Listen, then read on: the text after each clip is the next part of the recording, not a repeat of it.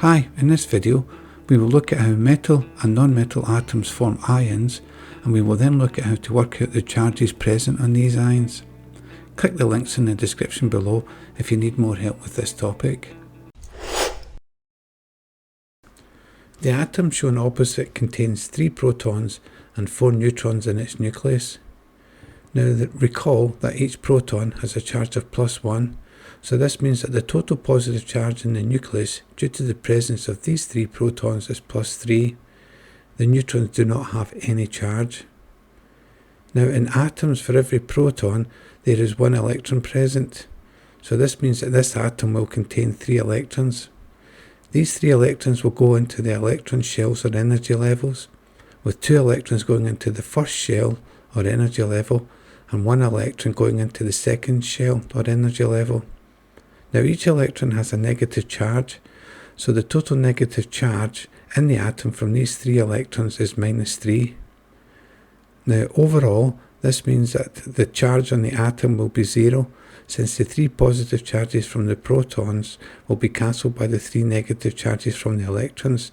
Now this is true for all atoms.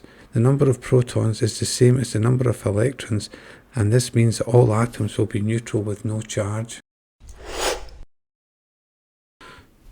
You may recall a simple rule which states that elements only react if they can end up with full outer electron shells or energy levels. That is, the same electron arrangement as a noble gas in group 0 of the periodic table. Now as an example, consider the element sodium. Now sodium is a very reactive metal found in group 1 of the periodic table. In the periodic table, sodium is the element number 11, and so an atom of sodium will have 11 protons in its nucleus and 11 electrons in its energy levels or shells. Now recall that the first electron shell can hold a maximum of 2 electrons, while the second electron shell can hold up to 8 electrons, and this leaves 1 electron to go into the outer shell or energy level. So this will give a sodium atom with an electron arrangement of 281. This means that overall there are 11 positively charged protons inside the nucleus and 11 negatively charged electrons in the electron shells. So the sodium atom is neutral with no overall charge. However, in order to end up with full electron shells, the sodium atom will lose its outer electron when it reacts. This means that there will now only be 10 negatively charged electrons in the electron shells, but there will still be 11 positively charged protons in the nucleus. This means that the sodium atom now has a positive charge, and we call atoms with charges ions. The sodium ion will have a charge of +1 because there are more positively charged protons in the nucleus than negatively charged electrons in the energy levels or shells. Now a group 1 metal such as sodium, as we have seen, will lose 1 electron in its outer shell to form a metal ion with a +1 charge. We usually just call these positively charged metal ions cations. Now what about a group 2 metal such as magnesium, which has 2 electrons in its outer shell? Well, when it reacts, the magnesium atom will simply lose both of these electrons to form a metal cation with a +2 charge. While a group 3 metal such as aluminium will lose the 3 electrons in its outer shell or energy level to form a metal cation with a 3+ charge. We can summarise this by looking at the periodic table, where we can see, for example, all group 1 metals will form cations with a +1 charge, and group 2 metals will form cations with a 2+ charge, and as you might expect, group 3 metals will form cations with a 3+ charge. As we have seen, metals from groups 1, 2 and 3 in the periodic table tend to lose electrons when they react to form positively charged metal cations. We can show this using the following equations.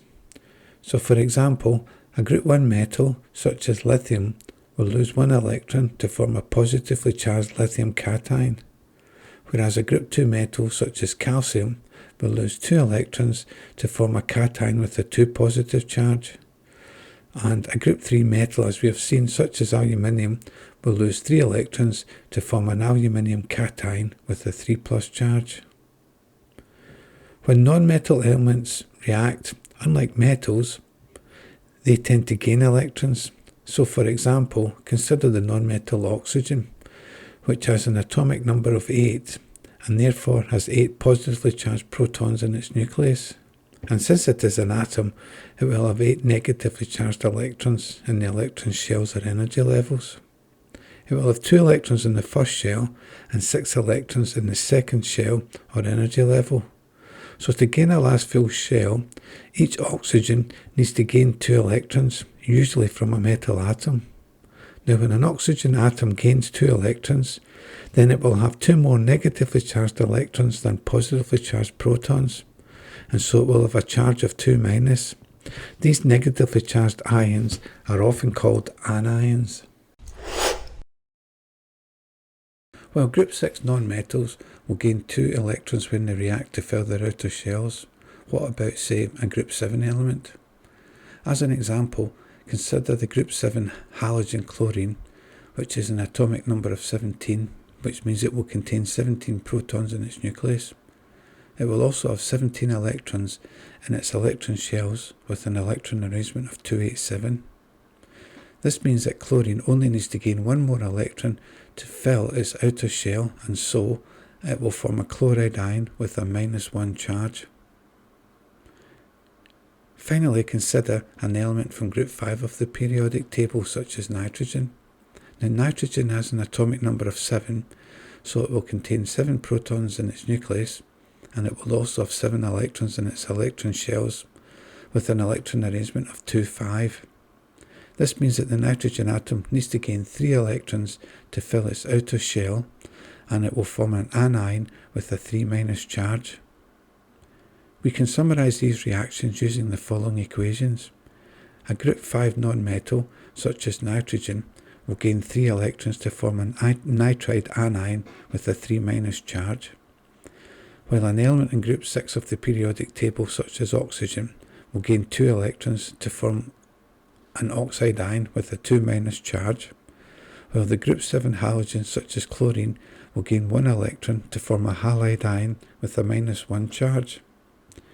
To summarise, we can say that metals, when they react, tend to lose electrons to form positively charged cations, while non-metals, when they react, will gain electrons to form negatively charged anions. The charges on these anions and cations formed will depend on the position of the element in the periodic table.